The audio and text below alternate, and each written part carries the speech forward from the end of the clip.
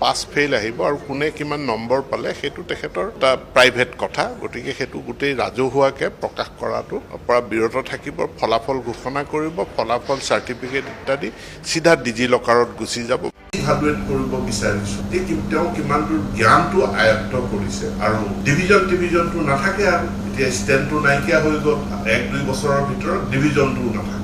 1-2 বছৰৰ ভিতৰত ডিভিজনটো কেৱল পাছ ফেইল আহিব আৰু কোনে কিমান নম্বৰ পালে সেইটো তেখেতৰ এটা প্ৰাইভেট কথা গতিকে সেইটো গোটেই ৰাজহুৱাকে প্ৰকাশ কৰাটো পৰা বিৰত থাকিব ফলাফল ঘোষণা কৰিব ফলাফল চাৰ্টিফিকেট ইত্যাদি সিধা ডিজি লকাৰত গুচি যাব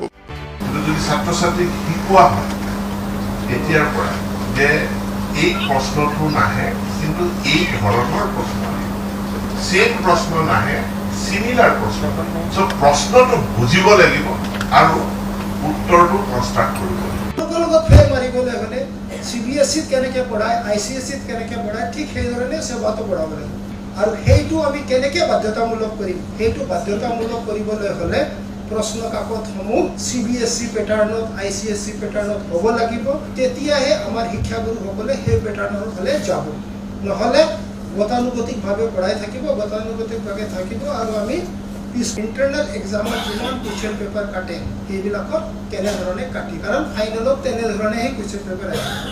এইবাৰৰ কুৱেশ্যন পেপাৰৰ পেটাৰ্ণ কেনেকুৱা হ'ব সেইটো অলৰেডি আমি ৱেবছাইটত সব ছাবজেক্টৰ দিয়া হৈ গ'ল all topics must B included all topics আৰু এইবাৰ যদি আমাৰ 2025ৰ কুৱেশ্যন পেপাৰ আহিব তাতে 2024ৰ ৰিপিট হ'ব 23ৰ কিছু ৰিপৰ্ট হ'ব কাৰণ আমি অল টপিকছ